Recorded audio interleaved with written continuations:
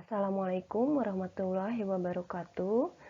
Bertemu kembali dengan pembelajaran sosiologi bersama saya Sri Sugiharti, guru SMA Negeri 1 Ciawi, Kabupaten Bogor.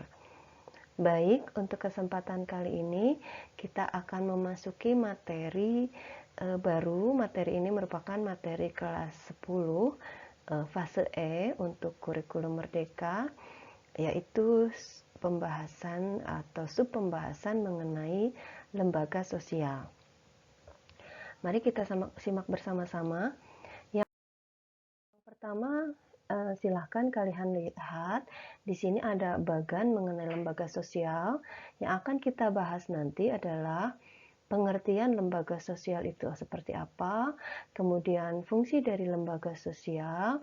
Fungsi ini nanti terbagi menjadi dua, dan jenis-jenis lembaga apa saja yang pada umumnya ada di dalam kehidupan kita sehari-hari. Apa itu lembaga sosial? Lembaga sosial adalah prosedur atau tata cara yang telah diciptakan untuk mengatur hubungan antara manusia yang tergabung dalam satu kelompok masyarakat. Nah, selama ini kita mengenal lembaga sosial itu sebagai kumpulan orang, tapi lembaga sosial atau peranata sosial yang dimaksud dalam kajian sosiologi adalah berisi prosedur atau tata cara yang memang sengaja diciptakan untuk mengatur hubungan antar manusia yang bergabung dalam satu kelompok masyarakat. Kemudian untuk lembaga sosial itu sendiri, dia memiliki dua fungsi, yaitu fungsi laten dan fungsi manifest. Fungsi laten di sini adalah fungsi yang tersembunyi atau fungsi yang seringkali tidak disadari keberadaannya, sementara fungsi manifest adalah fungsi nyata. Fungsi yang kita bisa sadari keberadaannya, fungsi yang bisa kita rasakan bahwa memang lembaga tersebut ada untuk kita.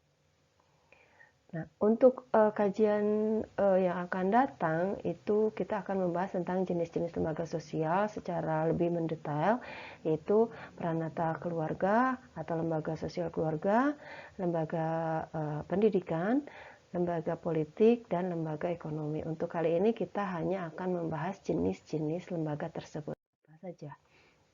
Oke, bahasan pertama tentang definisi lembaga. Ada banyak definisi lembaga menurut para sosiolog.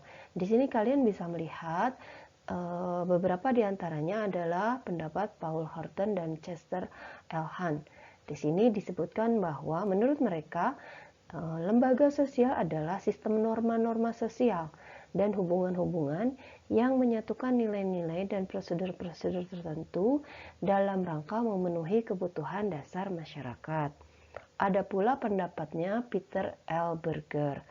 Peter L. Berger berpendapat bahwa suatu prosedur, lembaga itu digambarkan sebagai suatu prosedur yang menyebabkan perbuatan manusia ditekan oleh pola tertentu dan dipaksa bergerak melalui jalan yang dianggap sesuai dengan keinginan masyarakat. Kemudian Mayor Polak berpendapat bahwa lembaga itu adalah suatu kompleks atau suatu sistem peraturan dan adat istiadat yang mempertahankan nilai-nilai yang penting. Baik, kalian bisa langsung secara khusus membaca definisi mengenai lembaga sosial tersebut dalam sumber-sumber bahasan lembaga sosial yang ada di buku sumber belajar masing-masing. Nah, sebagai penyeimbang untuk definisi lembaga yang dikemukakan oleh ahli, saya juga akan mengungkapkan definisi lembaga yang disampaikan oleh Kuncharaningrat. Di sini Kuncharaningrat merupakan salah satu tokoh antropolog dan sosiolog dari Indonesia. Dia menyatakan bahwa lembaga itu adalah suatu sistem tata kelakuan dan hubungan yang mengatur aktivitas untuk memenuhi kompleksitas kebutuhan khusus dalam kehidupan manusia. Sementara Suryono Sukamto dia berpendapat bahwa lembaga itu merupakan himpunan norma dari segala tingkatan yang dibentuk atau dibuat untuk memenuhi kebutuhan pokok dalam kehidupan masyarakat. Jadi berdasarkan beberapa definisi yang dikemukakan oleh para ahli tersebut, kita bisa menyimpulkan bahwa pada prinsipnya lembaga sosial itu adalah kumpulan norma atau berisi kumpulan norma atau aturan yang sengaja dibuat oleh manusia untuk memenuhi berbagai kebutuhan manusia itu sendiri. Nah, secara garis besar, timbulnya lembaga sosial itu dapat diklasifikasikan dalam dua cara. Hal ini menggambarkan bagaimana lembaga sosial itu terbentuk. Jadi lembaga sosial itu terbentuk bisa melalui dua cara. Yang pertama, secara tidak terencana, artinya lembaga sosial itu lahir bertahap secara alami, secara berangsur-angsur dalam kehidupan masyarakat. Yang kedua, ada juga lembaga sosial yang dibentuk secara terencana, artinya lembaga tersebut muncul melalui suatu perencanaan yang matang, baik oleh seseorang atau sekelompok orang yang memiliki kekuasaan atau wewenang untuk menciptakan lembaga tersebut. Untuk selanjutnya, kita akan membahas mengenai karakteristik. Karakteristik atau ciri dari lembaga sosial. Apa saja sih karakteristik dari lembaga sosial tersebut? Yang pertama, lembaga sosial itu memiliki simbol sendiri. Mohon maaf. Simbol ini merupakan ciri khas suatu lembaga yang memang hanya dimiliki oleh lembaga tersebut. Sebagai contoh, simbol timbangan pada lembaga hukum ataupun tuturi handayani pada lembaga pendidikan. Nah, sehingga orang bisa melihat bahwa dengan melihat simbol tersebut, mereka tahu bahwa itu mewakili lembaga tertentu. Yang kedua, karakteristik kedua, lembaga itu memiliki tata tertib dan juga tradisinya. Memiliki tata tertib dan tradisi ini dibuat sebagai panutan secara tertulis dan tidak tertulis oleh anggotanya. Sebagai contoh, lembaga keluarga itu memiliki aturan yang bisa jadi tidak tertulis.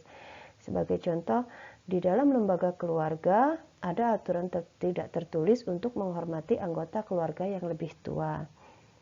Karakteristik ketiga dari lembaga adalah usianya lebih lama dari usia anggota, yang mana bisa jadi keberadaan lembaga tersebut itu merupakan warisan dari generasi ke generasi. Contoh, di sini kita bisa ambil lembaga keluarga. Dari lembaga keluarga itu terdapat sistem tradisi pewarisan yang dari dulu sampai sekarang itu masih kita anut. Artinya keberadaan lembaga tersebut sudah lebih lama usianya dibandingkan dengan kita sebagai penganut dari lembaga tersebut. Yang keempat, karakteristik keempat, lembaga itu memiliki alat kelengkapan.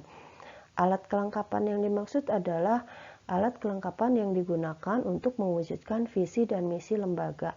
Sebagai contoh, buku adalah alat kelengkapan utama dalam lembaga pendidikan. Yang kelima, karakteristik kelima adalah setiap lembaga memiliki ideologi.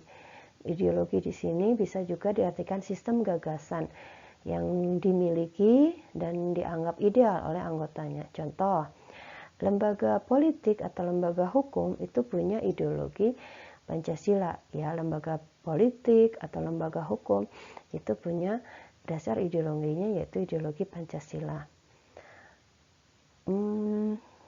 Karakteristik keenam, setiap lembaga itu memiliki tingkat kekebalan atau daya tahan.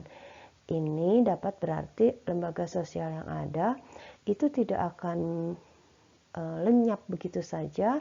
Lembaga sosial itu bisa terbentuk dalam waktu yang lama dan biasanya akan bertahan dalam waktu yang lama pula.